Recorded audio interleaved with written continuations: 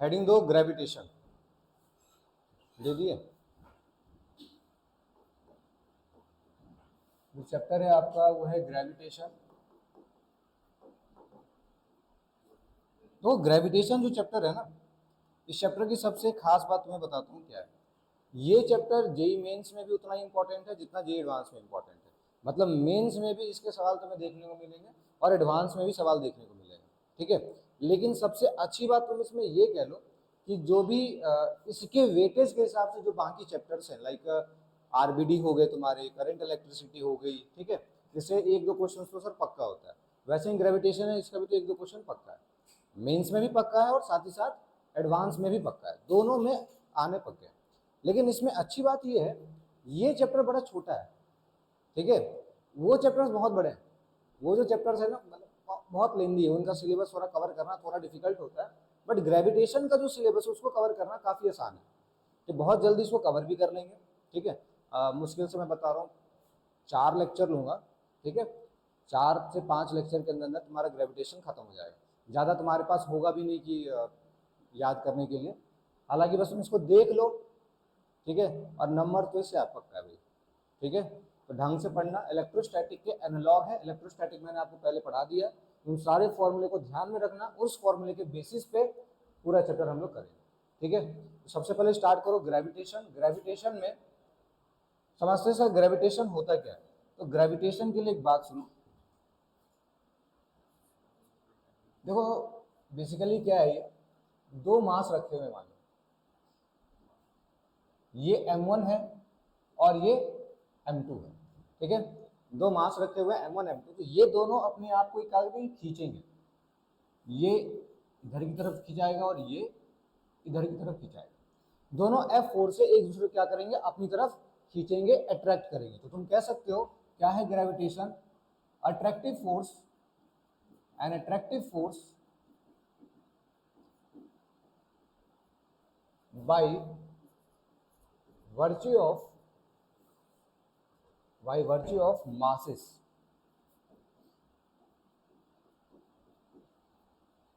An attractive force by virtue of masses. Masses के वजह से जो अट्रैक्टिव फोर्स आया उसे अपन क्या कहेंगे, ग्रेविटेशनल फोर्स कहेंगे, ठीक है। तो हेडिंग दे दो ग्रेविटेशनल फोर्स क्या होता है।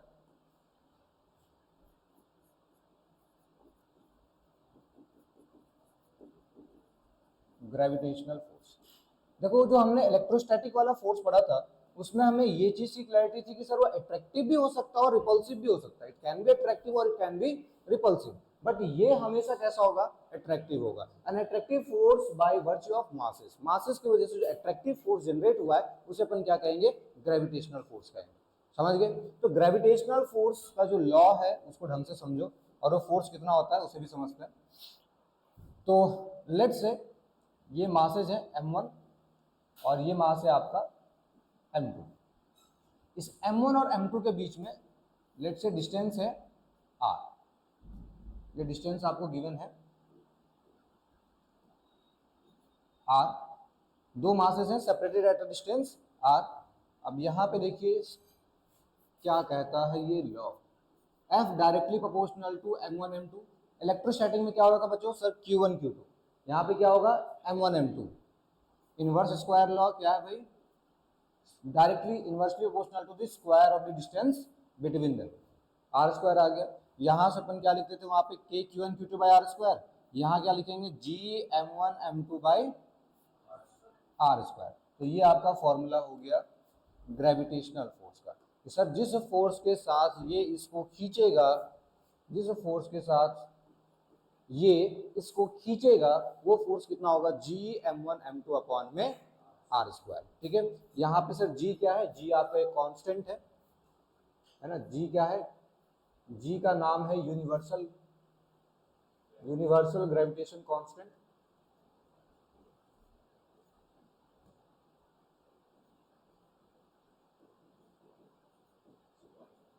यूनिवर्सल ग्रेविटेशन कांस्टेंट, तो वहां पे जो k था वो सिर्फ कांस्टेंट था, यहाँ पे जो g है वो यूनिवर्सल कांस्टेंट है, ठीक है। यूनिवर्सल का मतलब कि किसी भी मीडियम पे डिपेंड नहीं करता है, वहां डिपेंड कर रहा था एप्सिलॉन नॉट था, मीडियम में अलग आ रहा था, है ना, वैक्यूम में अलग आ रहा था, लेकिन g जो है हमेशा क्या होगा, सेम होगा, ये यूनिवर्सल है। तुम पानी में लेके जाओगे फिर भी वही वैल्यू रहेगी, कहीं और लेके जाओगे वही वैल्यू रहेगी, ठीक है। तो मीडियम पे डिपेंड नहीं करता है, इसलिए इसका नाम यूनिवर्सल है।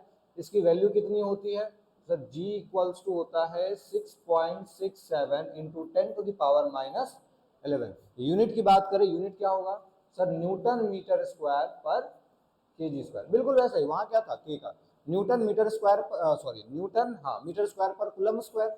यहाँ क्या होगा, newton meter square per kg square. मैं कहूंगा ये वैल्यू तुम्हें याद नहीं रखनी है ना, इस वैल्यू के अलावा तुम्हें ये वैल्यू याद रखना है। ये लगभग लगभग इक्वल होता है 20/3 into 10⁻11 Newton meter square per kg square. तुम्हें ये वाली वैल्यू ज्यादा याद रखनी है, ठीक है। तो वैल्यू कौन सी याद रखोगे, 20/3 इंटू 10⁻11, क्योंकि नोट करने में यही सबसे बेस्ट है,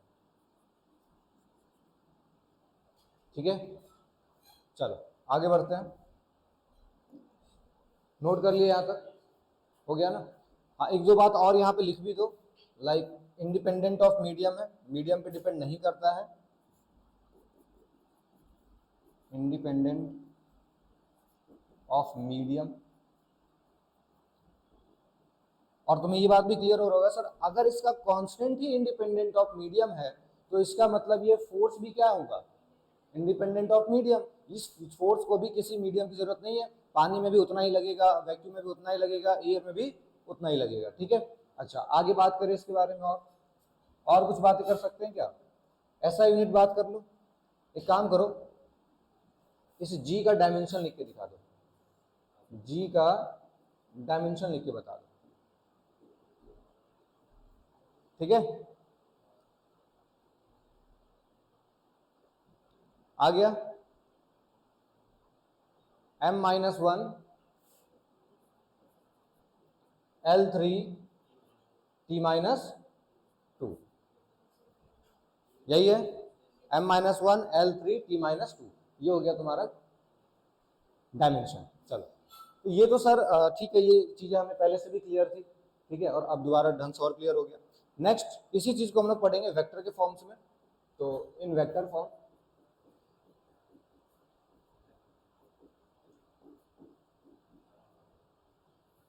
वेक्टर फॉर्म में देखो क्या है चीजें, यहां पे एक मास था m1, ये एक मास है m1 और ये एक मास है m2, ठीक है बच्चों। m1 से जो m2 की डिस्टेंस है, m1 से जो m2 की डिस्टेंस है वो है r वेक्टर, r है, ठीक है। m1 से m2 की डिस्टेंस r है। m1 क्या कर रहा है, m2 के ऊपर फोर्स लगा रहा है, ढंग से सुनना, m1 क्या कर रहा है, m2 के ऊपर फोर्स लगा रहा है। तो m2 की डायरेक्शन किधर होगी, m2 पे जो फोर्स लगा वो अट्रैक्टिव फोर्स लगा, तो उस फोर्स की डायरेक्शन किधर होगी, तो कहोगे सर उस फोर्स की डायरेक्शन इधर की तरफ, ये अंदर की तरफ ऐसे F आएगा, करेक्ट। तो तुम क्या लिखोगे, तो फोर्स जो होगा सर वो क्या होगा, that F will be G m1 m2 by R square, और यहाँ पे यूनिट वेक्टर कौन सा, आर वेक्टर है ना, यूनिट वेक्टर कौन सा, आर, मतलब ये यूनिट वेक्टर क्या बताता है, एफ की डायरेक्शन। बस यहाँ पे एक साइन लगेगा, वो लगेगा माइनस का, करेक्ट बात। सर m1 से m2 का डिस्टेंस r वेक्टर आप ऐसे गए, बट फोर्स कैसा आ रहा है, फोर्स आ रहा है पीछे की तरफ। तो जिसमें इसमें देखो इलेक्ट्रिक फील्ड वाला जो था, जो इलेक्ट्रोस्टैटिक फोर्स था, कूलम्स फोर्स था, उसमें भाई अलग अलग कहानी थी कि अगर आपका दोनों चार्ज कैसा है, सेम है, तो क्या होगा, रिपल्सन होगा, और अपोजिट है तो क्या होगा, अट्रैक्शन होगा। बट यहाँ पर हमेशा अट्रैक्शन होगा, तो इसलिए हमेशा इसका डायरेक्शन कैसा होगा, रेडियली इनवर्ड, ठीक है। ये बात हम लिख सकते हो, रेडियली इनवर्ड, हमेशा अंदर की तरफ ही होगा, ठीक है। तो इस यूनिट वेक्टर को आप ओपन करके लिख दो भाई, तो ये हो गया F equals to minus G m1 m2 by R cube और आर वेक्टर। तो ये तुम्हारा फॉर्मूला हो गया वेक्टर के टर्म्स में।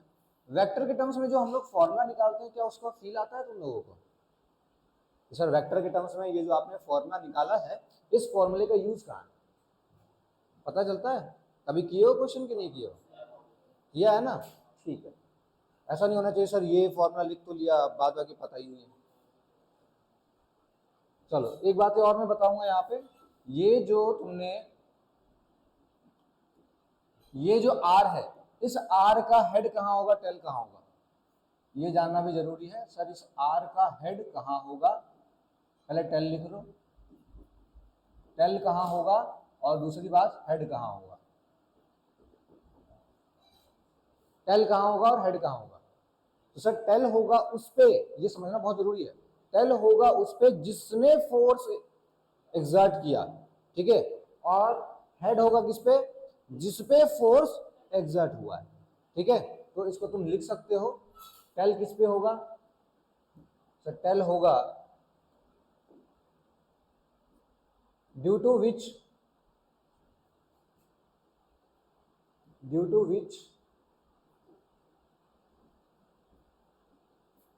फोर्स इज एग्जर्टेड, और हेड कहां होगा, ऑन विच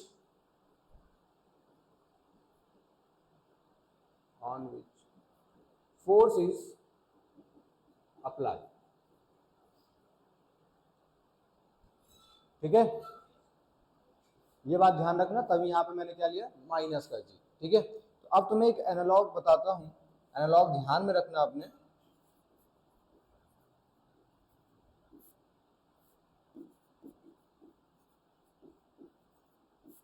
क्या एनालॉग है, वहां पे जो Q1 Q2 था, तो Q1 Q2 को तुम क्या लोगे, यहाँ पे M1 M2, Q1 Q2 को क्या लेंगे, M1 M2, लेकिन वहां पे जो ये K था, इस K को हम लोग क्या ले रहे होंगे, माइनस का G, ठीक है।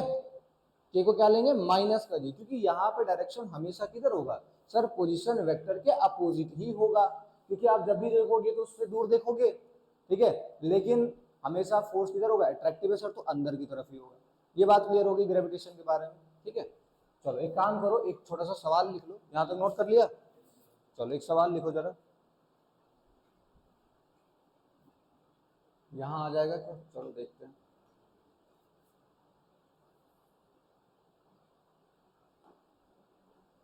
छोटा सा क्वेश्चन है,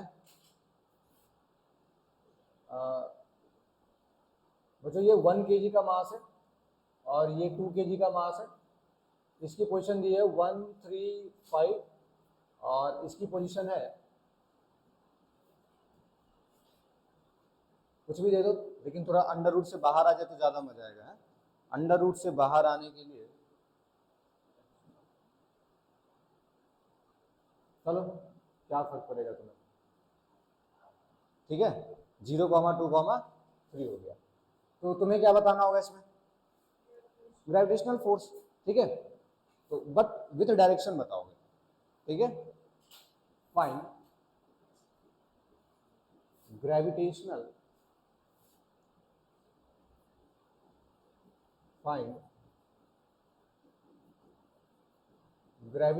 फोर्स बिटवीन देम, चलो निकाल के बताओ।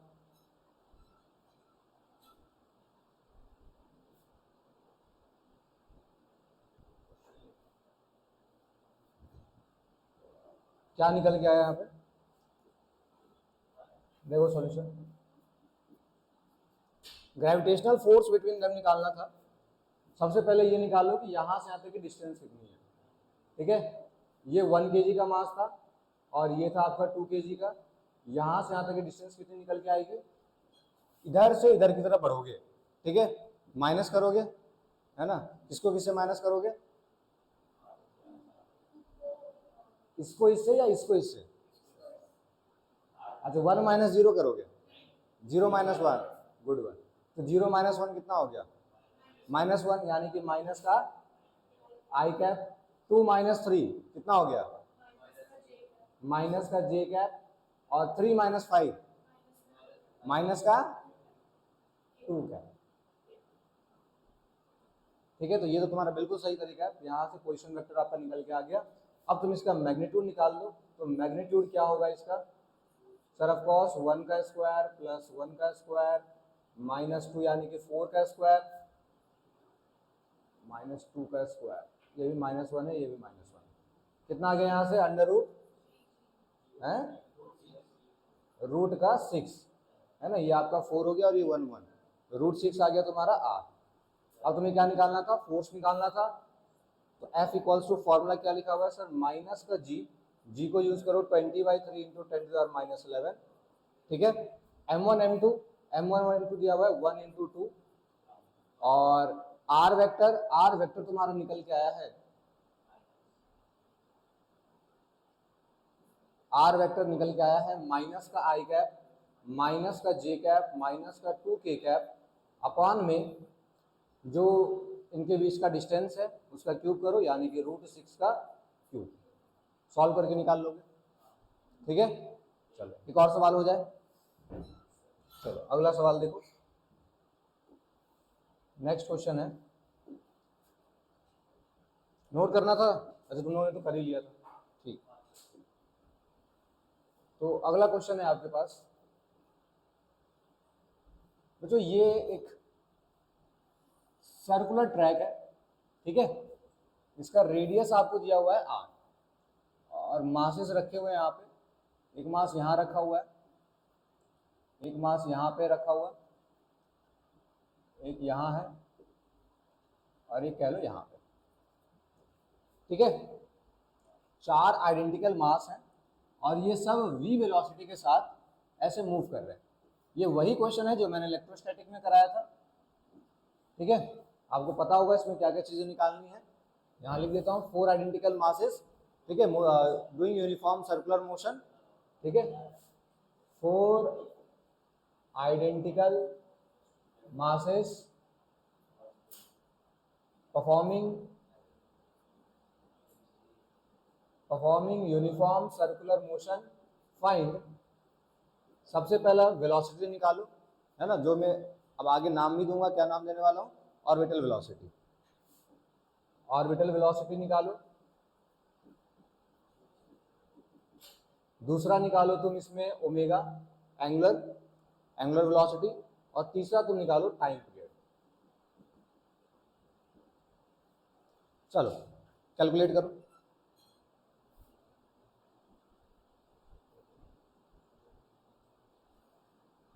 देखो कैसे सॉल्व होगा ये।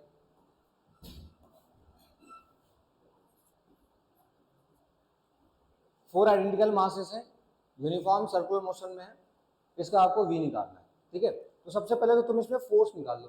ठीक है, और वो फोर्स किसके इक्वल रखोगे, सब चारों सर्कुलर मोशन में है, ऑफ कोर्स ये बात है mv² के इक्वल होगा। तो पहले तो फोर्स निकालो कि नेट फोर्स लग कितना रहा है। तो मैंने एक मास को पकड़ लिया, इस एक मास पे नेट फोर्स कितना लग रहा होगा वो निकालते हैं। तो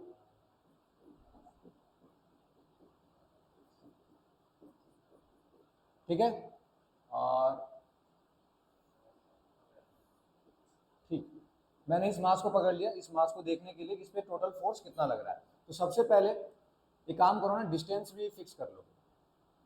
ये थोड़ा मेरा सेंटर ऊपर चला गया है, सेंटर को यहाँ डालो यार।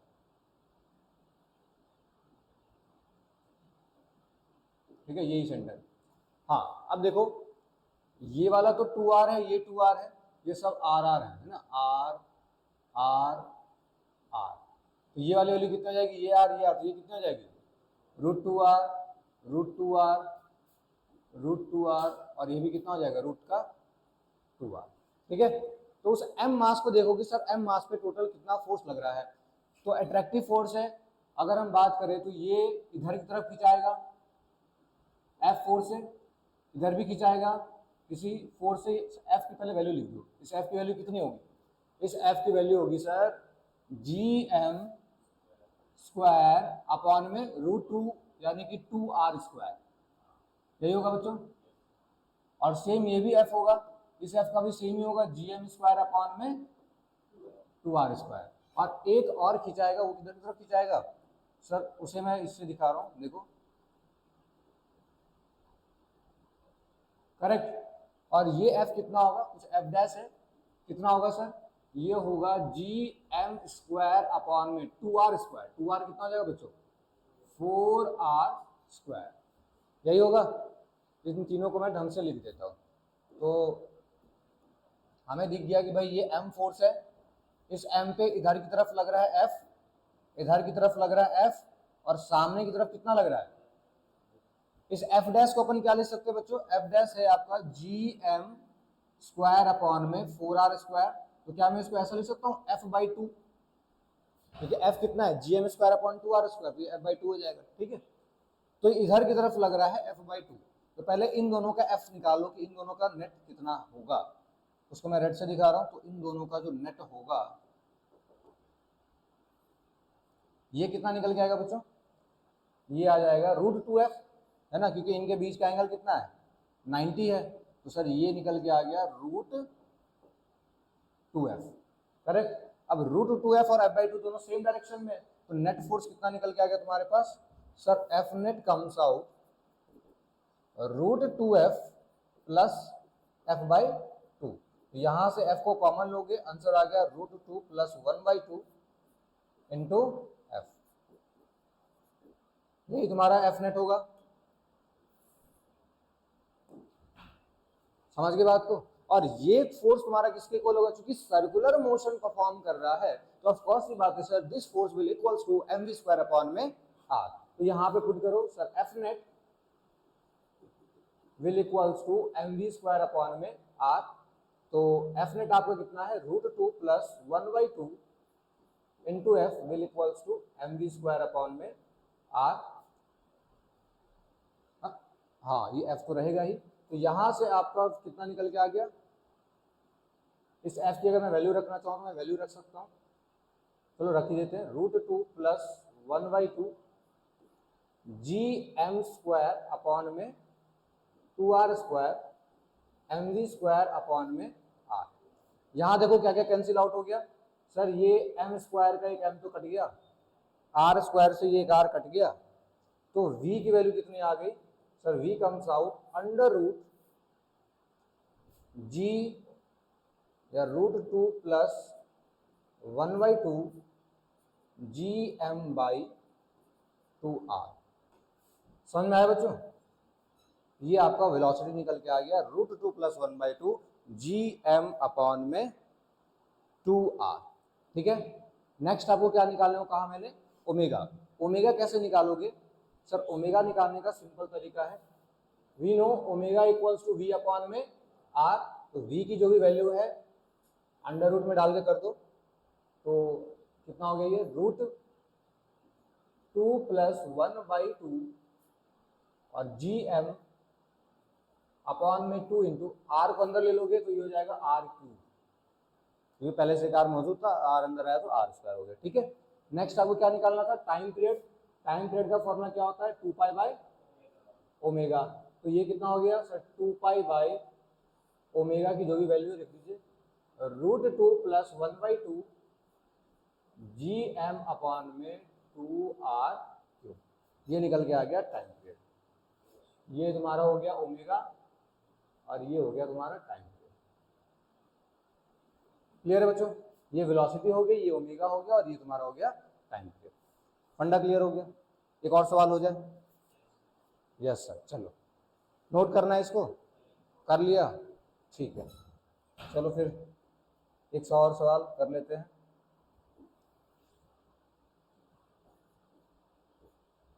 बच्चों एक यूनिफॉर्म रॉड है, ठीक है, m मास है, लेंथ l है, यूनिफॉर्म रॉड है,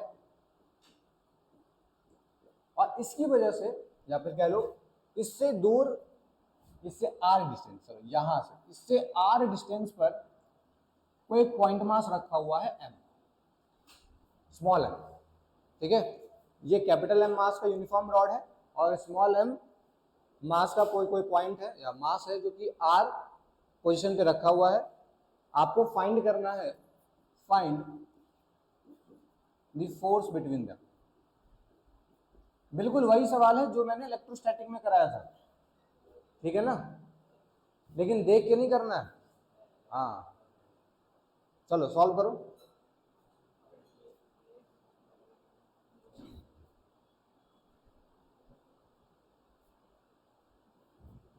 करेक्ट आंसर है, बाकी मैं यहाँ सॉल्व कर दे रहा हूँ। देखो क्या हो गया, सर एक यूनिफॉर्म रॉड है, इस वजह से m पे निकालना है। तो क्या करेंगे बच्चों, सर शुरू से एक ही तरीका है, एक छोटा सा टुकड़ा कट करिए dx का, यहाँ से यहाँ तक का डिस्टेंस आप x मान लो। इस छोटे से पॉइंट मास के लिए आप देखो कितना होगा, सबसे पहले इस dx में मास कितना है वो निकालो सर। l लेंथ में m मास, 1 यूनिट में sir m by L.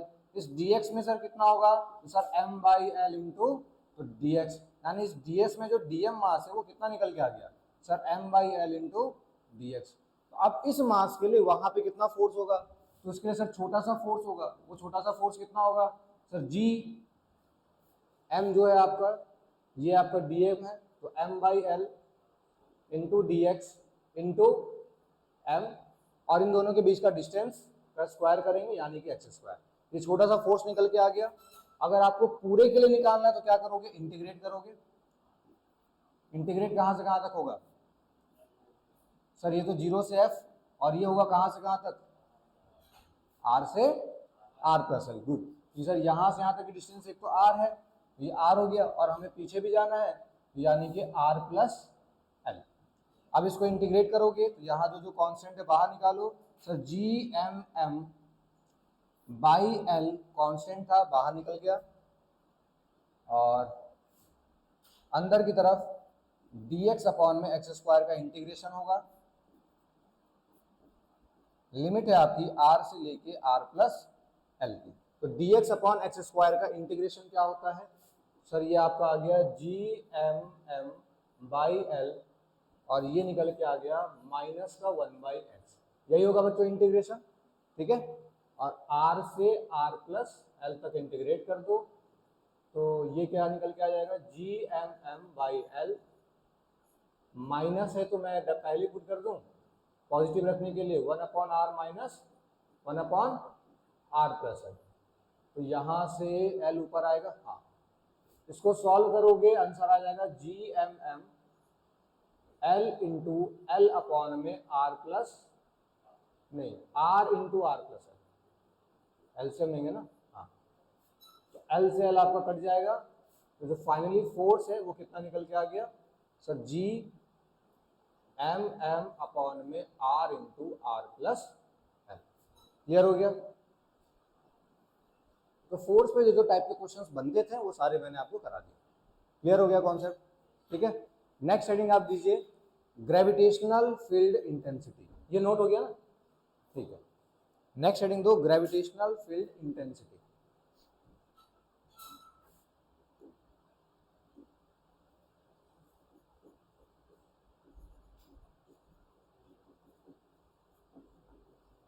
Gravitational field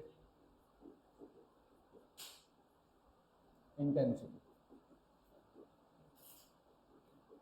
जैसे वहां पे हम लोगों ने पढ़ा था इलेक्ट्रिक फील्ड के बारे में, यहाँ पे अपन किसके बारे में पढ़ेंगे बच्चों, ग्रेविटेशनल फील्ड के बारे में। वहां इलेक्ट्रिक फील्ड था, यहाँ पे क्या होगा, ग्रेविटेशनल फील्ड होगा। तो ग्रेविटेशनल फील्ड कैसे निकालेंगे सर, लाइक ये कोई सिस्टम ऑफ मास है, वहां पे सिस्टम ऑफ चार्ज था, ये कोई सिस्टम ऑफ मास है, और इस सिस्टम ऑफ मास से हमें देखना है किसी भी इस पी पॉइंट पे सर कितना आपका क्या होगा, ग्रेविटेशनल फील्ड होगा। तो देखो ग्रेविटेशनल फील्ड, जैसे वहां पे हमें इलेक्ट्रिक फील्ड निकालने के लिए किसी चार्ज को लाना पड़ा था सर, वो जितना एक्सपीरियंस करेगा, ठीक है, वही इसका फील्ड होगा। तो यहाँ पे भी हमें एक छोटे से मास को लेके आना पड़ेगा कि सर वो जितना ग्रेविटेशनल फील्ड एक्सपीरियंस करेगा उतना ही क्या होगा, उसका ग्रेविटेशनल फील्ड होगा, ठीक है। तो अपन एक छोटा सा टेस्ट मास लेके आते हैं, that is M not.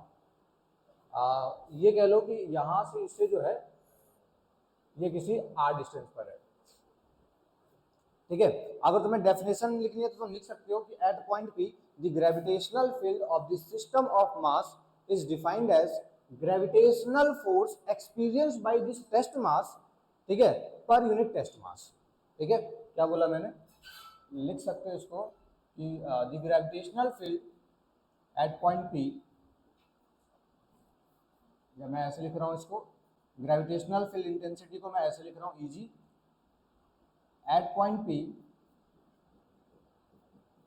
P is defined as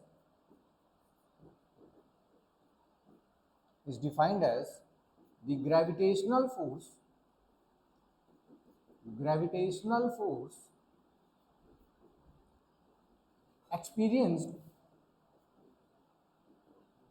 experienced by test mass per unit test mass, है ना। अब अगर मुझे इसका फॉर्मूला लिखना है तो मैं फॉर्मूला क्या लिख सकता हूँ sir, formula is of course Eg will equals to gravitational force upon में this test mass, m naught आपका टेस्ट मास था तो ये आ गया। क्लियर हो बच्चों। अब तुम इसमें एक और बात कह सकते हो कि सर अगर कोई भी फील्ड में, ग्रेविटेशनल फील्ड में अगर कोई मास प्रेजेंट है तो उस पर फोर्स कितना लग रहा होगा sir, that force will be m naught into edge. Clear, ठीक है। आगे बातें करें सर, कैसी क्वांटिटी है ये सर, ये है वेक्टर क्वांटिटी। कैसी क्वांटिटी है बच्चों, वेक्टर क्वांटिटी। और इसका डायरेक्शन तो तुम्हें पता ही है, ये जो एफ जी है इसके पैरेलल होगा हमेशा, ग्रेविटेशनल फोर्स के पैरेलल होगा, ठीक है। वहां पे क्या था सर, पॉजिटिव वाले के लिए बाहर की तरफ, नेगेटिव वाले के लिए अंदर की तरफ। लेकिन यहाँ पे क्या होगा सर, यहाँ पे तो जिधर की तरफ फोर्स उधर की तरफ ही आपका इलेक्ट्रिक फील्ड, और फोर्स भी एक ही तरफ है, वो है रेडियली इनवर्ड, ठीक है। तो इसलिए इलेक्ट्रिक फील्ड भी क्या होगा, रेडियली इनवर्ड। बाकी इसकी यूनिट और डायमेंशन बताओ तो यूनिट क्या होगा सर, यूनिट हो जाएगा आपका इसका न्यूटन पर, गलत लिखवा दिया, न्यूटन पर केजी, ठीक है। अच्छा, न्यूटन पर केजी को तुम एक और नाम से जानते हो, कौन सा, मीटर पर सेकेंड स्क्वायर। नहीं जानते हो, जानते हो ना सर, एक और नाम है इसका मीटर पर सेकेंड स्क्वायर। बट जो तुम्हें ये वाला ही यूज करना है, इस वाले से तुम्हें पता ही है, एक्सेलरेशन वाला भी ऐसा ही कुछ है। और उसका रीजन में पता है सर, एफ इक्वल टू क्या होता है, मास इनटू एक्सेलरेशन, है ना। तो लेकिन सेम नहीं है, इलेक्ट्रिक फील्ड डिफरेंट है और एक्सेलरेशन डिफरेंट है, पता चल रहा है यूनिट कैसे सेम के लिए। डायमेंशन क्या होगी, हाँ अब डायमेंशन तो तुम लिख ही सकते हो सर, डायमेंशनली तो दोनों सेम ही होगा, एल टी माइनस 2, ठीक है। क्लियर हो गया। चलो अब एक काम करते हैं, फटाफट ग्रेविटेशनल फील्ड निकालते हैं हर एक टाइप ऑफ मास के लिए, ठीक है। जैसे हमने इलेक्ट्रिक फील्ड निकाला था हर टाइप ऑफ चार्ज के लिए, वैसे ही हम लोग क्या करेंगे, फटाफट मैग्नेटिक ग्रेविटेशनल फील्ड निकालेंगे। लेकिन ट्विस्ट ये है, वहां मैंने सारा डिराइव किया था, हर फॉर्मूला डिराइव करके दिए थे। यहाँ पे सिर्फ इक्वेशन लिखूंगा या फिर डायरेक्ट फॉर्मूला लिखूंगा, ठीक है। डिराइव करने का कोई मतलब नहीं है, तरीका वही है, ठीक। चलो, तो सबसे पहला हेडिंग होगा हमारा gravitational field due two point mass.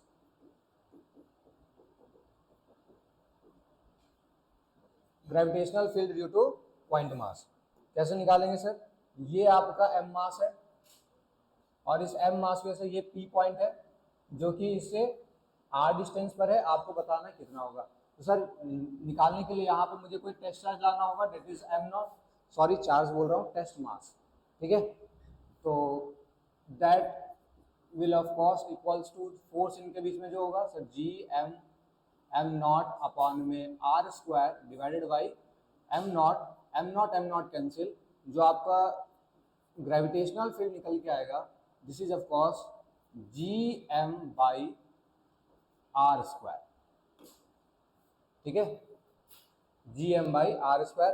अगर तुम्हें वेक्टर फॉर्म में लिखना है तो वेक्टर फॉर्म में क्या होगा, इन वेक्टर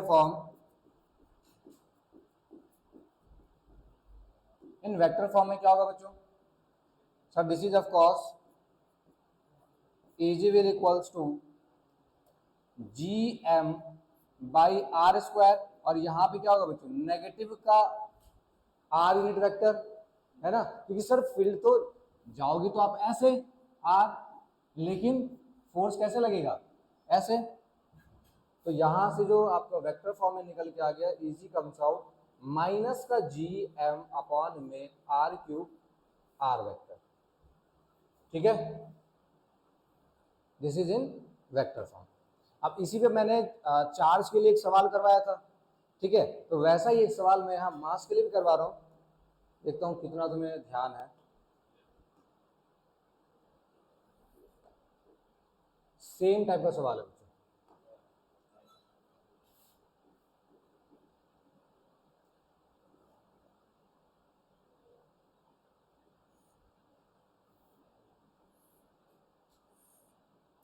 क्या बात है, आज तो लाइन भी सीधी खींची जा रही है।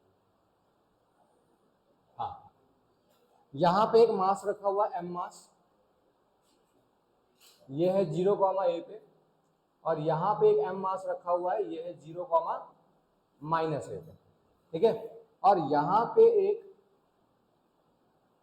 पॉइंट P है, ठीक है, जहाँ पे आपको निकालना है कि कितना ग्रेविटेशनल फील्ड होगा, जो कि x डिस्टेंस पर है, ठीक है। समझ गए सवाल? समझ गए तो निकाल के बताओ। Find gravitational field.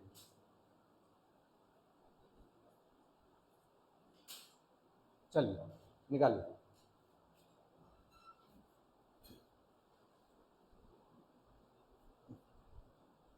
चलो देखो क्या होगा।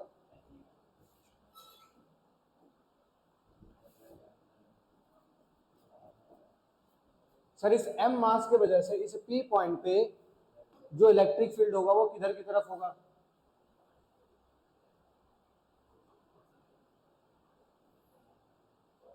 दोनों का बना दो पहले, ठीक है। हाँ, तो इसके वजह से जो इलेक्ट्रिक फील्ड होगा वो होगा इधर की तरफ,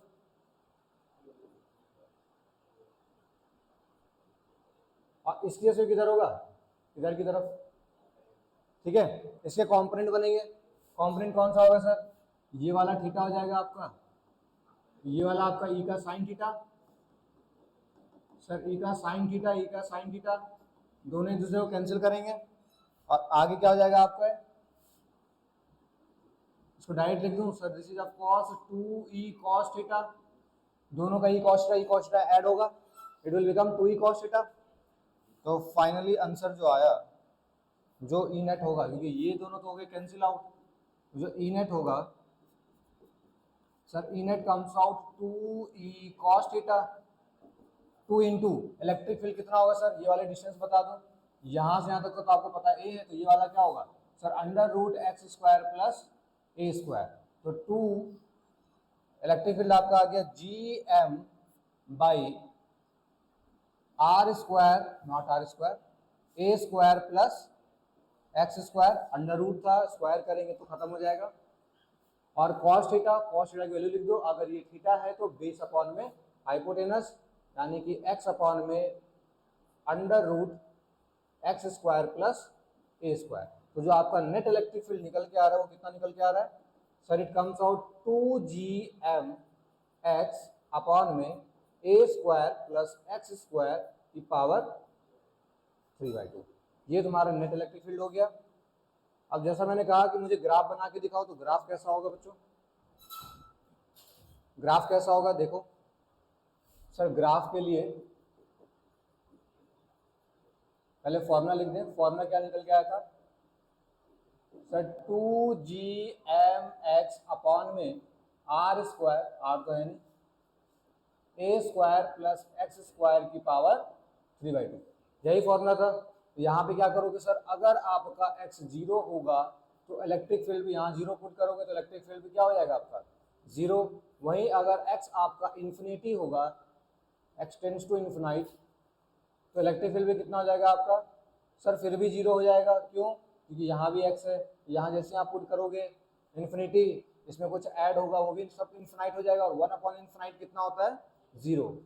तो हमें मैक्सिमा निकालना है कि सर मैक्सिमा कब होगा? तो फॉर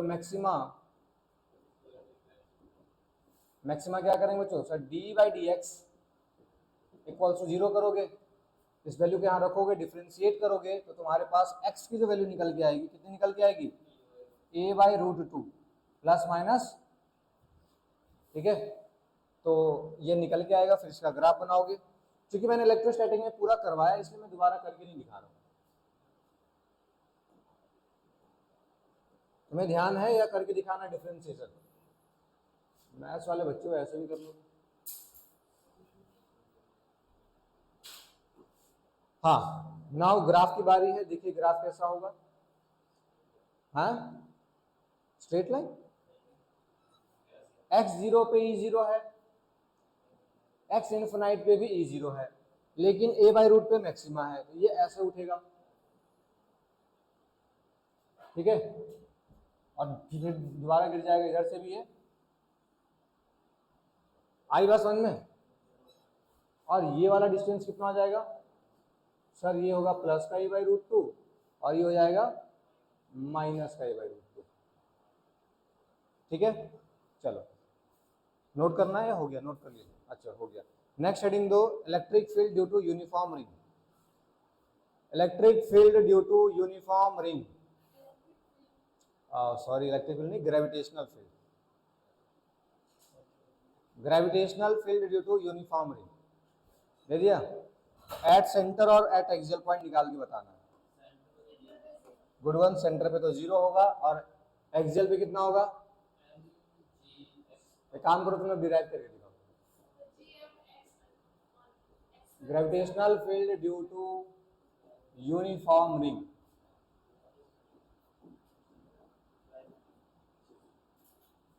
ठीक है। पहला पॉइंट है आपका सेंटर, दूसरा है एक्सियल, और जो यूनिफॉर्म रिंग है आपके पास, ठीक है, इसका मास आपको दिया हुआ है m, रेडियस दिया हुआ है r, ठीक है, और यूनिफॉर्म रॉड है, सॉरी यूनिफॉर्म रिंग है। चलिए, तो पहला तो सेंटर पे निकालना है कि सर यहां कितना होगा, और दूसरा निकालना है एक्सियल। एक्सियल का फिगर अगर बना दूं,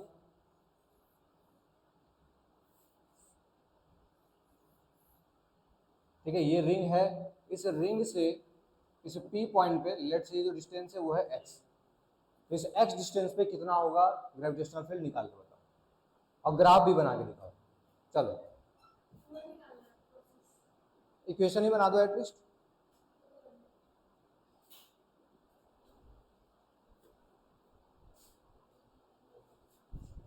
चलो देखो, सेंटर पे कितना होगा सर? सेंटर पे तो ग्रेविटेशनल फील्ड होगा आपका 0, ध्यान रखेंगे इस चीज को। क्यों होगा 0 बताओ? एग्जैक्टली, सब एक दूसरे को कैंसिल आउट करेंगे सर। अगर आप यहाँ वाले पॉइंट का निकालोगे, इधर वाला कैंसिल करेगा, इधर का निकालोगे तो इधर का कैंसिल करेगा, तो हर एक पॉइंट एक दूसरे क्या कर रहे हैं? कैंसिल कर रहे होंगे, इसलिए आपका जो फील्ड आएगा वो फील्ड आएगा 0। वहीं एक्सियल पॉइंट पे निकालोगे तो एक्सियल पॉइंट पे क्या तरीका है सर?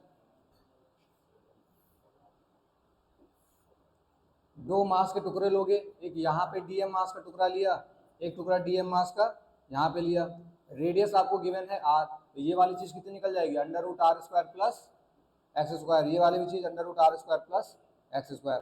अब इन दोनों छोटी चीजों की वजह से जो यहाँ पे ग्रेविटेशनल फील्ड होगा वो किधर की तरफ होगा सर? वो तो अंदर होगा। इस वाले के लिए भी, इस वाले के लिए भी अंदर की तरफ, और इस वाले के लिए भी अंदर की तरफ।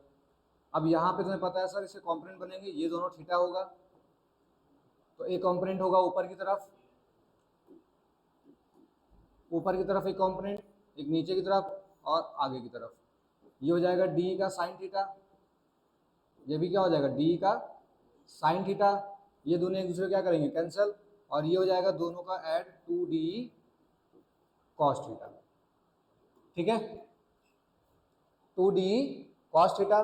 तो जो नेट ग्रेविटेशनल फील्ड है आपका sir, it comes out 2de cos theta, not net. ये जो छोटा सा निकल के आया वो आया सर 2d कॉस थीटा। और नेट निकालने के लिए क्या करना पड़ेगा तुम्हें सर? इंटीग्रेट कर दो। कहाँ से कहाँ तक इंटीग्रेट करोगे? अब बारी आती है, क्योंकि तुमने यहाँ पे 2 कंक्लूड किया है तो तुम्हें एक पूरा सर्कल कवर करना है। तुमने दोनों डायमेट्रिकली इंड को पकड़ लिया, तो पूरा कंप्लीट करने के लिए क्या होगा, है ना, बस आधा, यानी कि 0 से लेकर के m/2 यहाँ तक इंटीग्रेट करोगे। तो पहले तो यहाँ वैल्यू पुट कर दो सर, 0 से m/2 तक इंटीग्रेट करेंगे, 2 है। d कितना होगा सर? d होगा g, अच्छा उस dm मास में कितना होगा तो निकाला नहीं तुमने? वो dm मास कितना होगा निकाला तुमने? जरूरत है? क्योंकि सर यहाँ से तो इंटीग्रेट कर रहे हैं, है ना, गुड। तो जी डी एम अपॉन में जो भी डिस्टेंस है r² x², अंडर रूट है लेकिन स्क्वायर करेंगे तो हट जाएगा। कॉस थीटा, कॉस थीटा की वैल्यू क्या होगी सर? बेस अपॉन में हाइपोटेनस, यानी कि x अपॉन में under root R square plus X square. यहाँ से आपका जो फील्ड का वैल्यू निकल के आएगा सर, इट कम्स आउट, बताओ तो क्या निकलेगा, 2g, 2 होगा या नहीं होगा, नहीं होगा, 2 तो यहाँ m/2 कट जाएगा, हाँ, gmx अपॉन में R square plus X square की पावर 3/2, यही हो जाएगा। ग्राफ बनाइए, है ना, अभी जस्ट सर हमने इसी इक्वेशन का ग्राफ देखा है पीछे, जो इक्वेशन थी पीछे बिल्कुल सिमिलर इक्वेशन थी सर, 2 यहाँ पे 2 था, यहाँ पे सिर्फ gmx है, वहाँ gmx है, यहाँ पे क्या आ गया, 2 आ गया, तो ग्राफ आपका बिल्कुल सिमिलर बनेगा। तो अगर हम ग्राफ बनाए,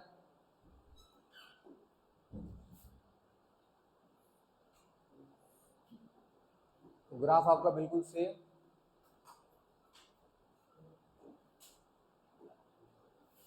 यहां से ऐसे ऊपर उठेगा और इधर से भी। बच्चों डिस्टेंस कितना हो जाएगा मैक्सिमा का, सर r/√2, ये सब चीजें याद रखना, पता चल रहा है बार बार तुम डिफरेंशिएट करके मैक्सिमा निकाल रहे हो तो अपना टाइम वेस्ट कर रहे हो। क्लियर हो गया यहाँ तक, ठीक है। नेक्स्ट एक सवाल देता हूँ, अगला एक सवाल है, देखिए कितना समझ में आया।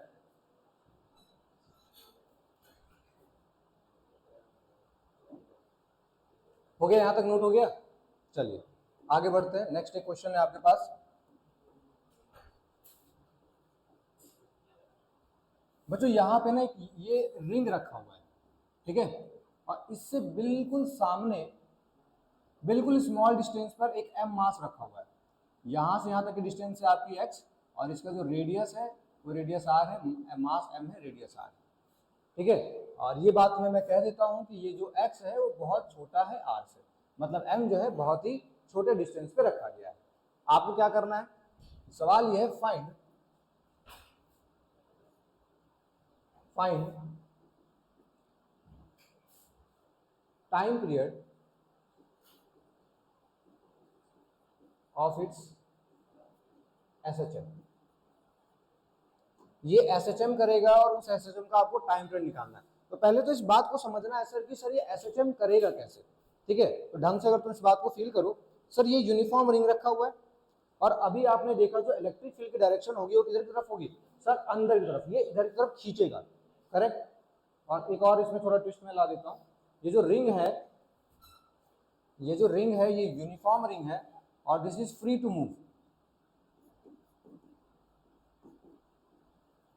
ठीक है ना, रिंग भी मूव कर सकती है, ऐसा नहीं कि सिर्फ मास मूव करेगा। अब समझो क्या होगा, ऑलरेडी छोटे डिस्टेंस पर है, ये m मास है, और यहाँ पे तो ये इधर तरफ खींचेगा, ये रिंग इस m मास को अपनी तरफ खींचेगा, और ये m मास इस रिंग को अपनी तरफ खींचेगा, यही होगा। तो एक टाइम होगा जब दोनों के दोनों एक पोजीशन पर आ जाएंगे, सेंटर पे आ गए। अब क्या होगा, इस टाइम पे दोनों की वेलोसिटी क्या है, मैक्सिमम है, दोनों की वेलोसिटी क्या है, मैक्सिमम है, और ये मास अब इधर जाएगा और रिंग इधर शिफ्ट होगा, और जैसे जैसे वेलोसिटी आगे जाएगा वैसे वैसे वेलोसिटी क्या होगी, कम होगी, ठीक है। फिर जो भी वेलोसिटी के साथ आगे तक गया था वो फिर ये पीछे खिंचाएगा, आ रही बात समझ में कि सर इलेक्ट्रिक फील्ड तो इसे पीछे खींचेगी, तो फिर से ये क्या करेगा, पीछे खिंचाएगा। तो इस तरीके से बार बार होने से SHM क्रिएट होगा। तो उस SHM का आपको टाइम पीरियड निकालना है, निकालिए।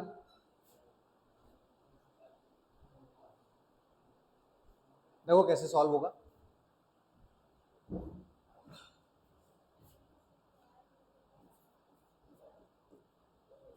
अभी जो मैंने तुम्हें समझाया कि सर ये रिंग है, तो इस रिंग में मास को इधर खींचा जाएगा और रिंग को इधर खींचा जाएगा, तो दोनों एक दूसरे को क्रॉस करेंगे, फिर दोनों इधर क्रॉस करेंगे, ऐसा होगा, ठीक है। तो मान लेते हैं सर यहाँ पे ना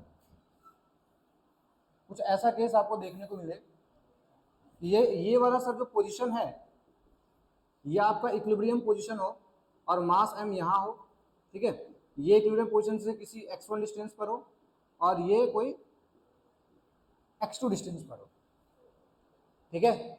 ये चीज ऐसे, एक काम करो, मैंने इसको 1 दिया है, इसको 2 दिया है ना, तो चलो जो भी दे दो, x1 x2 है तुम्हारा, ठीक है। अच्छा, ये यहाँ से अपनी इक्विलिब्रियम पोजीशन से x2 डिस्टेंस पर है और ये अपने इक्विलिब्रियम पोजीशन से x1 डिस्टेंस पर, ये दोनों बात समझ में आ गई आपको, ठीक है।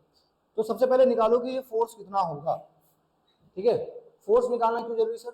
जब फोर्स निकालोगे तभी तो पता चलेगा कि एसएचएम कर रहा है कि नहीं कर रहा है। तो ये भी चेक करोगे, पता चल रहा है सर एसएचएम हो नहीं रहा है, आपने एसएचएम ही नहीं प्रूव किया और आपने टाइम पीरियड निकाल दिया, ठीक है। तो पहले तो देखो जरा इस चीज को, तो फोर्स निकालो। फोर्स कितना होगा सर? अगर आप इस रिंग के वजह से इस एम मास पे फोर्स लगा रहे हैं, फोर्स निकाल रहे हैं, तो ऑफकोर्स ही बात है मास तो इसका होगा, बट आपका ग्रेविटेशनल फील्ड रिंग का होगा, करेक्ट। अब यहां पे लिखो, ये मास हमारा स्मॉल एम है, ये रिंग का कितना हो जाएगा सर? रिंग के वजह से किसी भी पी पॉइंट पे जो भी इलेक्ट्रिक फील्ड निकल के आया था हमारा, वो कितना आया था बच्चों? सर जी एम, एम कौन सा होगा बच्चों? सर जो रिंग का मास है, तो रिंग का मास क्या है? Capital M. और एक्स, एक्स यहाँ पे क्या होगा sir? x1 plus x2 upon में क्या आया था? R square plus X square की पावर 3/2। तो यहाँ पे रेडियस तो आर स्क्वायर ही होगा, बस ये वाली डिस्टेंस कितनी हो जाएगी? x1 प्लस x2 का होल स्क्वायर, और इस पूरे की पावर कितनी है? 3/2। ये तुम्हारा फोर्स निकल के आ गया, ठीक है। हाँ सर ठीक है, फोर्स निकल के आया, लेकिन बड़ा अटपटा है ना, बहुत ज्यादा अटपटा है। लेकिन मैंने एक बात कह दी है कि जो x है वो बहुत बहुत बहुत छोटा है, किससे? r से। तो बड़े आराम से मैं यहाँ पे क्या लिख दूंगा sir? This that force comes out mg, ऐसे लिखो G M M x1 plus x2 upon में r की पावर 3। बताओ, r क्यूब लिख सकता हूँ? कहोगे सर ये बहुत अच्छी बात होगी, लेकिन अभी भी यहाँ पे कुछ है जो हमें तकलीफ दे रहा है। कौन तकलीफ दे रहा है सर? ये x1 प्लस x2, ये दोनों वेरिएबल है, हमें पता नहीं है सर, है ना। और अगर मुझे एसएचएम प्रूव करना है तो मुझे यहाँ पे बस एक x चाहिए, या तो x1 हो या तो x2 हो, दोनों नहीं चाहिए। तो हटाने के लिए क्या करेंगे सर? यहाँ लगेगा सेंटर ऑफ मास का कॉन्सेप्ट, ठीक है। दोनों क्या कर रहे हैं बच्चों? इक्विलिब्रियम, मतलब बार बार एक ही जगह से हिल रहे हैं, दोनों मूव कर रहे हैं, तो क्या इसका सेंटर ऑफ मास मूव होगा क्या? बताओ। अरे यार यही चीज तो समझाया था, ये जितना मूव कर रहा है उतना ये भी मूव कर रहा है, अगर ये इधर है ये भी इतना इधर आ गया, तो जो सेंटर ऑफ मास की पोजीशन होगी इन दोनों रिंग और एम मास की वजह से, वो तो एक ही जगह होगी, क्योंकि दोनों शिफ्ट हो रहा है। तो अगर सर सेंटर ऑफ मास जो है आपका वो 0 है, करेक्ट, तो बड़े आराम से आपने एक इक्वेशन सिखाई थी sir, m1x1 will equals to m2x2, याद आ गया इक्वेशन? यहां पे अगर मैं बैठा हूं तो यहां पे क्या होगा sir? m into x1 will equals to m into x2। कितना आ गया बच्चों? यहां से तुम्हें क्या हटाना था? x1 हटाना था, जो भी हटाना हटा दो, x2 हटाना है, x1 हटाना है, जो हटाना है हटा दो, समझ गए? कोई फर्क पड़ेगा क्या? कोई फर्क नहीं पड़ने वाला। यहां से तुम x2 की वैल्यू लिख सकते हो क्या sir? x2 comes out m/m into x1। अब इस x2 की वैल्यू यहां पे पुट कर दो, ठीक है। थोड़ा छोटा किया जाए, थोड़ा बड़ा सवाल है लेकिन ठीक है, चीजें सही हैं इसमें। यहां लिख रहा हूं अगेन फोर्स को, तो सर फोर्स कम्स आउट, ये अलग पार्ट था अब अलग पार्ट चल रहा है, this F comes out GM x1 plus m/m x1 upon में r की, यही हो जाएगा।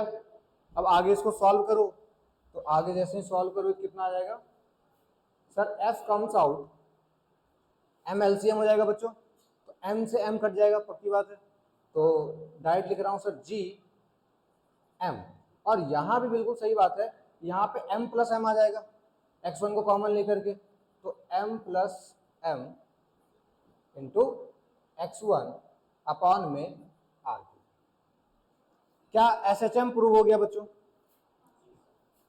जिनको जिनको दिख रहा है अच्छी बात है, जिनको नहीं दिख रहा है बता सकते हैं। SHM प्रूव हो गया सर। यहां से ये वाली जो चीज है ये तो आपकी कांस्टेंट है, g हो गया, m हो गया, ये सब चीज क्या है? कांस्टेंट है। तो यहां से f directly proportional to x, SHM हो गया।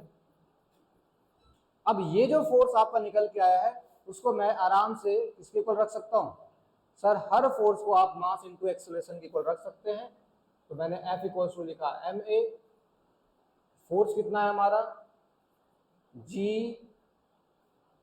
m प्लस m अपॉन में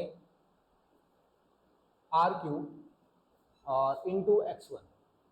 यहाँ पे क्या है, मास इंटू एक्सेलरेशन, m से m कट गया, जो एक्सेलरेशन निकल के आ रहा है वो निकल के आया आपका G m plus m upon में r³ इंटू x1। ठीक है। अब SHM से तुम्हें ये ध्यान होना चाहिए sir, from SHM we know exactly A equals to omega square x, तो ये वाली चीज क्या बन जाएगी, ओमेगा स्क्वायर। तो यहां से आपका ओमेगा कितना होगा, under root G m plus m by r³। ठीक है। तो टाइम पीरियड का फॉर्मूला क्या होता है, 2 पाई बाई ओमेगा। तो sir time period is of course 2 pi by omega, तो टाइम पीरियड का आपका फाइनली फॉर्मूला आ गया है r³ अपॉन में जी m प्लस m। अच्छा सवाल था बच्चों, सीखने को मिला कुछ, ठीक है। COM नहीं सोच पाए, ये तुम्हें बताता है कि मैकेनिक्स जो है ना क्या चीज है। इसमें मैंने टोटल 3 चैप्टर मिलाए हैं, पहला ग्रेविटेशन, दूसरा सेंटर ऑफ मास और तीसरा SHM। 3 चैप्टर को मिला करके ये एक सवाल था, ठीक है, एडवांस का ही होगा। चलो चलो आगे बढ़ते हैं। नेक्स्ट है आपका gravitational field due to uniform ring. Ring तो हो गया डिस्क,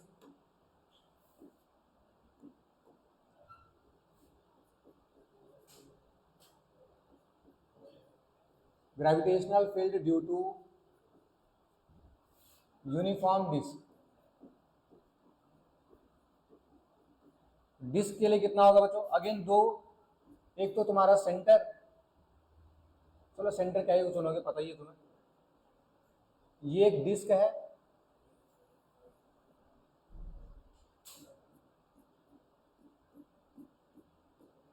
m मास का डिस्क है, रेडियस इसका कितना है r है। ठीक है। तो इसकी वजह से कितना क्या क्या निकालना है तुम्हें, हाँ gravitational field not electric field. तो इसकी वजह से P पॉइंट पे कितना होगा, ये थोड़ा एक काम करो, इसको थोड़ा चेंज करो,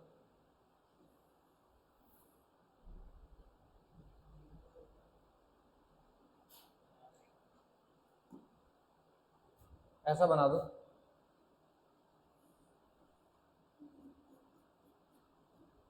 m मास का है, r रेडियस है और ये P पॉइंट है ना जहां पे आपको निकालना है, और ये P पॉइंट कितने डिस्टेंस पर है, x डिस्टेंस पर है। ठीक है। देखो अगर ऐसा ही कोई अगर डिस्क होता है यूनिफॉर्म डिस्क, उसका चार्ज अगर Q होता है, तो हम लोग इलेक्ट्रोस्टैटिक में कितना निकाले थे, फॉर चार्ज है, फॉर चार्ज कितना निकाले थे सर, चार्ज के लिए निकल के आया था, बताओ यार, sigma by 2 epsilon naught 1 minus cos theta, correct. या फिर आप इस कॉस थीटा को चेंज करके लिख सकते थे sigma by 2 epsilon naught 1 minus X upon में under root r square plus X square, यही था फॉर्मूला। बस यहाँ पे तुम्हें चेंज करना है, क्या चेंज करोगे, अगर ग्रेविटेशन फॉर मास, तो मास के लिए जो तुम्हारा फील्ड होगा वो क्या होगा, सिग्मा है तो सिग्मा ही रहने दो, 2 को 2 रहने दो, बस एप्सिलॉन नॉट को क्या लिख सकते हो sir, epsilon not is of course 4 pi G.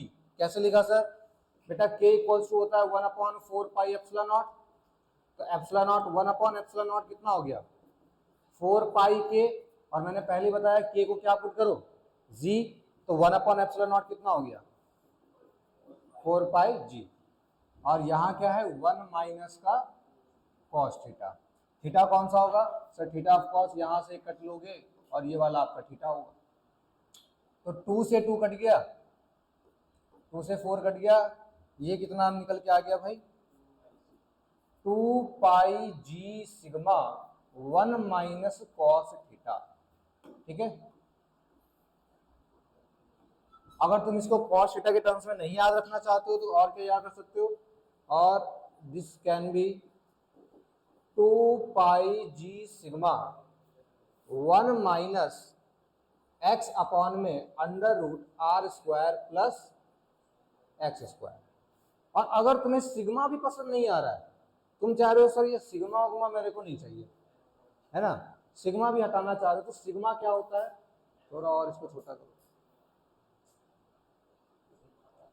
Sigma हटाना चाह रहे हो तो तुम्हें सिग्मा के बारे में पता होना चाहिए क्या होता है, सर मास अपॉन में एरिया, तो मास है सर एम, एरिया हो जाएगा पाई आर स्क्वायर, इसको पुट कर दो, यहां से कितना निकल के आ गया sir 2 pi G into M by pi R square और 1 माइनस का कॉस थीटा, तो यहां से पाई गया और आंसर कितना आ गया sir, it comes out 2gm by R square 1 minus cos theta, और कॉस थीटा को क्या ले सकते हो तुम्हें पता ही है, तो बार बार वो चीज करके दिखाने का कोई मतलब नहीं है। आ गया समझ में, ग्राफ बनाओ, है ना, बिना ग्राफ के तो जाने नहीं देंगे, ग्राफ चाहिए मुझे।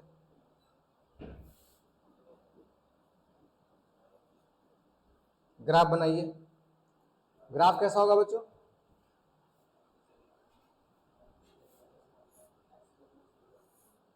देखो ग्राफ कैसा होगा सर, ग्राफ कुछ ऐसा होगा, करेक्ट, जब आप x की वैल्यू 0 रखोगे, अब यहाँ तो इस ग्राफ में ये वाला तो फॉर्मूला काम नहीं आएगा cos थीटा वाला, ये वाला काम आएगा, जहाँ x आपको दिख रहा है, तो x जैसे ही 0 रखोगे तो आंसर कितना आ जाएगा 2gm अपॉन में आर स्क्वायर। एक काम करो, मैं इसका दूसरा फॉर्मेट में लिख ही देता हूँ, it can be written as 2gm by R square 1 minus X upon में under root R square plus X square. तो यहाँ पे आपका हाईएस्ट आएगा, और ये कितना होगा sir 2gm by R square, ये ऑफकोर्स इलेक्ट्रिक फील्ड है, ये ऑफकोर्स आपका डिस्टेंस, ग्रेविटेशनल फील्ड, ई देखने के बाद ग्रेविटेशनल फील्ड कम, इलेक्ट्रिक फील्ड ज्यादा निकलता है मुझसे। ठीक है, क्लियर हो गया ग्राफ। जैसे ही तुम x को क्या करोगे, इन्फिनिटी रखोगे, तो x को जैसे इन्फिनाइट रखा, ये पूरा टर्म क्या हो जाएगा, इन्फिनाइट, इन्फिनाइट हो जाएगा, x को इन्फिनिटी रखोगे तो इन्फिनाइट हो जाएगा। अब जैसे इन्फिनाइट हुआ, इन्फिनाइट में कुछ मल्टीप्लाई करो क्या होगा, इन्फिनाइट, पक्का।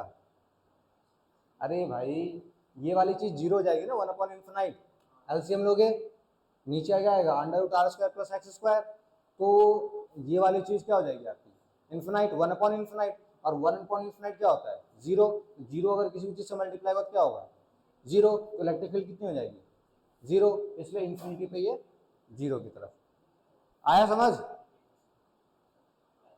आगे बढ़े,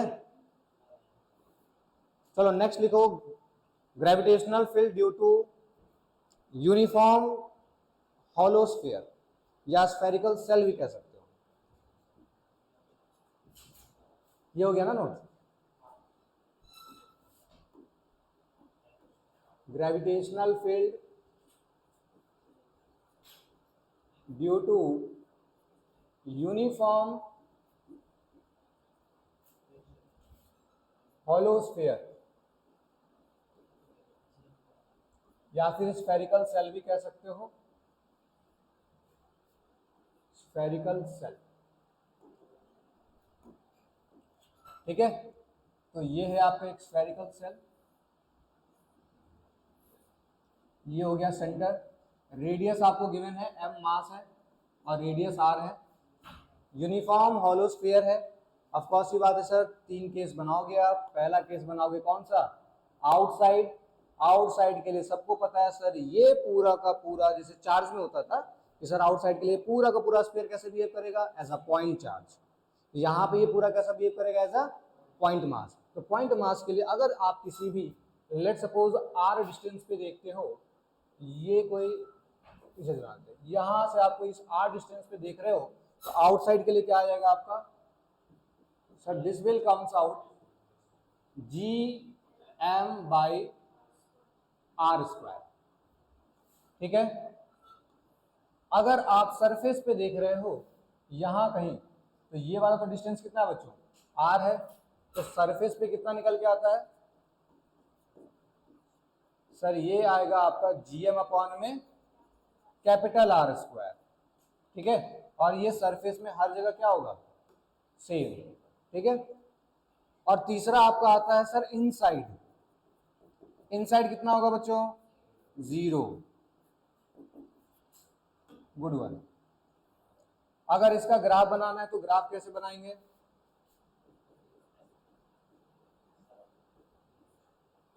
ग्राफ कैसे बनाएंगे,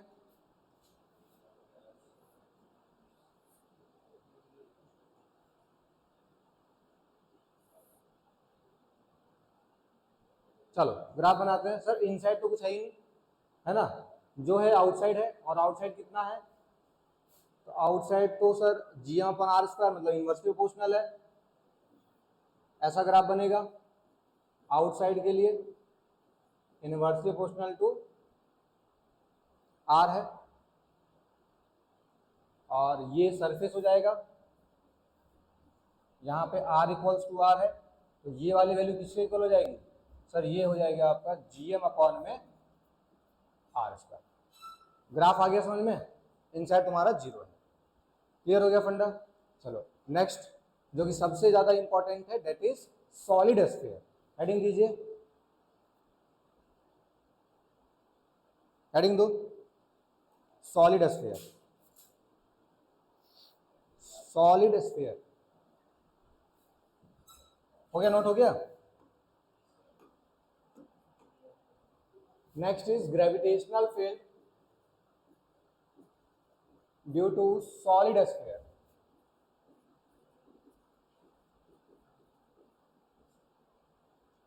चलो इसके लिए फटाफट निकाल के बताओ। अगेन एम मास है बच्चों, रेडियस आर है। ठीक है, इसमें भी केसेस बनेंगे सर। सबसे पहला आप आर पॉइंट पे निकाल रहे हो, ठीक है, आउटसाइड, तो रेडियस बच्चों इसका गिवन है आर, तो सबसे पहले आउटसाइड निकालोगे। आउटसाइड के लिए तो वही केस होगा sir, behave like a point mass, and ये आपका जो फील्ड आएगा gravitational field comes out G M upon में आर स्क्वायर। ठीक है, कितना जाएगा जी एम अपॉन में आर स्क्वायर। अगर तुम इसको वेक्टर फॉर्म में लिखना चाहते हो तो वेक्टर फॉर्म में कैसे लिखोगे सर, माइनस का जी एम आर क्यूब माइन आर वेक्टर। चलो अच्छी बात है, सब लोग समझ चुके हैं सारी चीजें। दूसरा, अगर मैं सरफेस की बात करूं बच्चों, सरफेस पे कितना होगा sir, this will be of course G M upon में आर स्क्वायर। ठीक है, कहानी असली तो इनसाइड की है सर, इनसाइड, है ना, यानी अब ये आर कहीं यहां पे आ गया है, तो तुम्हें डेरिवेशन तो पता ही सर, एक छोटा सा टुकड़ा कट करेंगे, हॉलो स्फीयर बनेगा, उस हॉलो स्फीयर का कितना होता है वो निकालेंगे। ठीक है, तो मैं डायरेक्ट फॉर्मूला लिख दूं, क्या था formula, G M R upon में आर क्यूब, यही था, या आर स्क्वायर था, क्यूब ही था, जी एम आर अपॉन में आर क्यूब,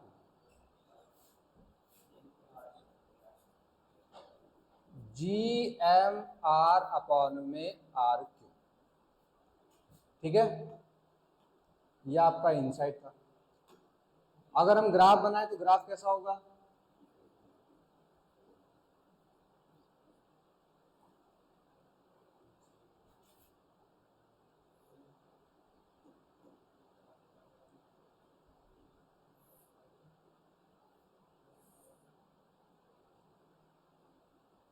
हाँ बच्चों ग्राफ बनाना है तो सबसे पहले इनसाइड में आपको दिख रहा है sir, this is directly proportional to R, मतलब कि ये इस तरीके से पहले बढ़ेगा सर, पहले तो ऐसे बढ़ेगा, उसके बाद सरफेस पे फिक्स हो गया, आउटसाइड में फिर घटेगा,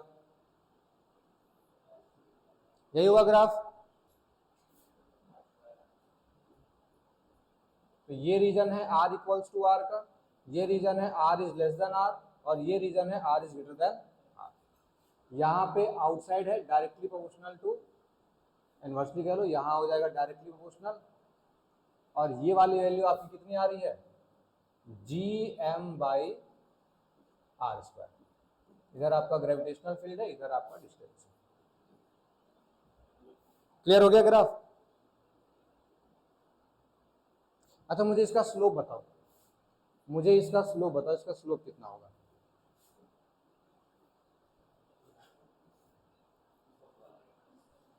ये स्लोप होगा ना, कितना होगा? ये होगा tan theta will equals to gm upon में r³।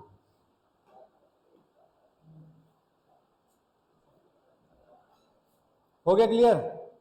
आगे बढ़े, नेक्स्ट लिखिए gravitational field due to uniform long wire. हो गया ना note? Gravitational field due to uniform long wire, हो गया?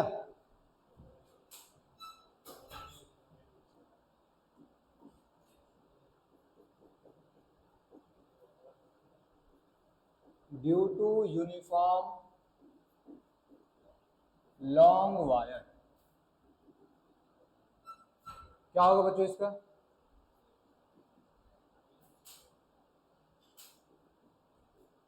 ठीक है, इसकी वजह से मुझे किसी पी पॉइंट पे देखना है कितना होगा,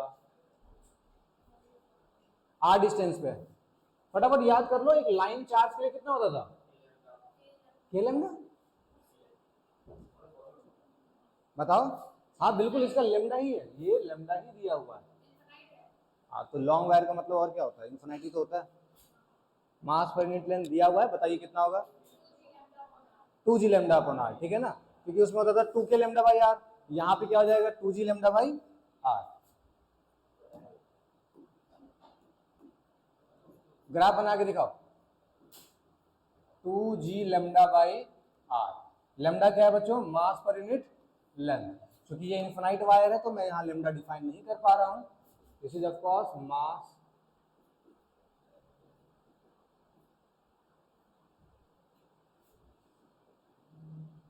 ठीक है।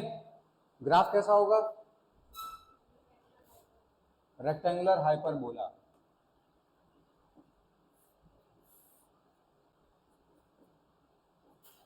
तो ग्राफ का बात आ चुका है रेक्टेंगुलर हाइपरबोला, क्योंकि सर यहाँ पे इनवर्सली प्रोपोर्शनल है, ठीक है। नेक्स्ट हेडिंग देंगे या एक सवाल हो जाए, एक छोटा सा सवाल हो ही जाए, चलो एक छोटा सा सवाल है।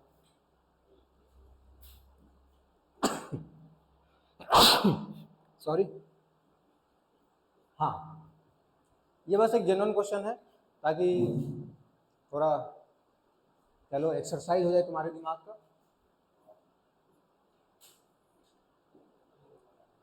यहां से एक पी पॉइंट है, ये पी पॉइंट बच्चों या फिर ये एम मास है, और ये इस तरीके से घूम रही है,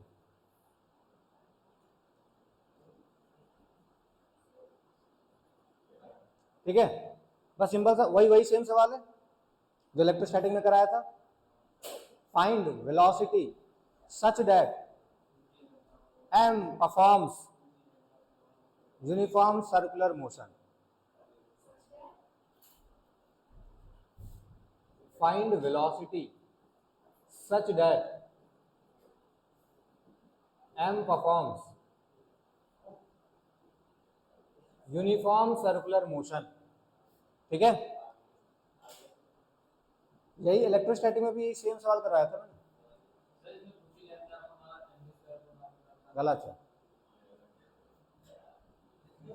वेलोसिटी निकालनी है, इतना कहां से आ गया 2g लैम्डा ये वो फल, नहीं 2g लैम्डा तो होगा ही।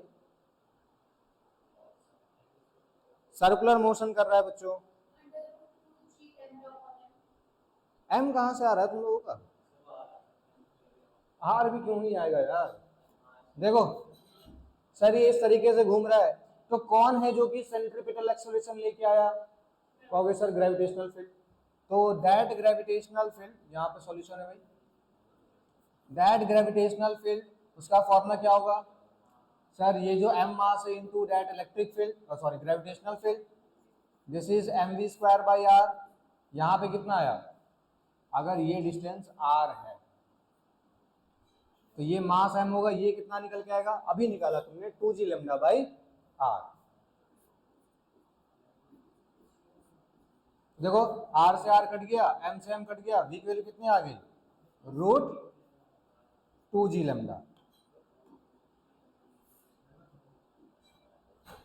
ठीक है, सिंपल। अच्छा मान लो मुझे इसमें टाइम पीरियड बताना है, टाइम पीरियड कैसे बताओगे, टाइम पीरियड बताना है घूमने का, ओमेगा निकालोगे पहले।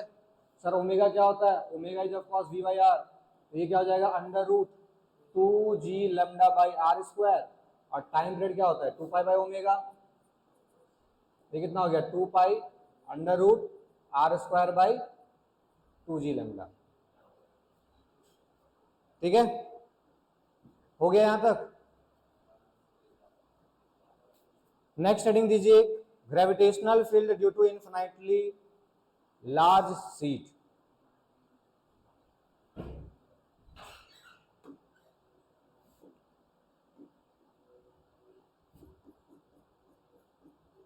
Gravitational field due to infinitely large sheet. हाँ बच्चों ध्यान देंगे, अब ये एक लार्ज सीट है,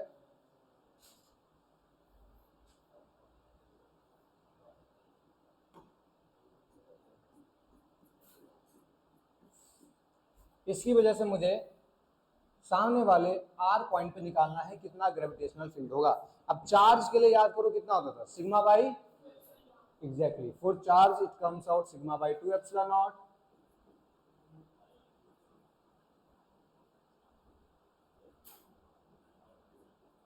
फॉर मास क्या हो जाएगा sir, this will comes out sigma by 2 epsilon naught, 1/एप्सिलॉन नॉट क्या लिखेंगे बच्चों 4πg, तो यहां से कट गया 2 बार में, ये कितना आ गया 2 सिग्मा पाई जी। बिल्कुल सही चीज है, ये इंडिपेंडेंट है डिस्टेंस के, ये यूनिफॉर्म होता है जैसे उसमें भी था, है ना, तो ये क्या है यूनिफॉर्म, ये डिस्टेंस पे डिपेंड नहीं करता है, इंडिपेंडेंट ऑफ डिस्टेंस। इसका मैंने तुम्हें करवाया था ये क्वेश्चन, 4 रख दिए थे A B C D, ठीक है, इंडिपेंडेंट ऑफ डिस्टेंस।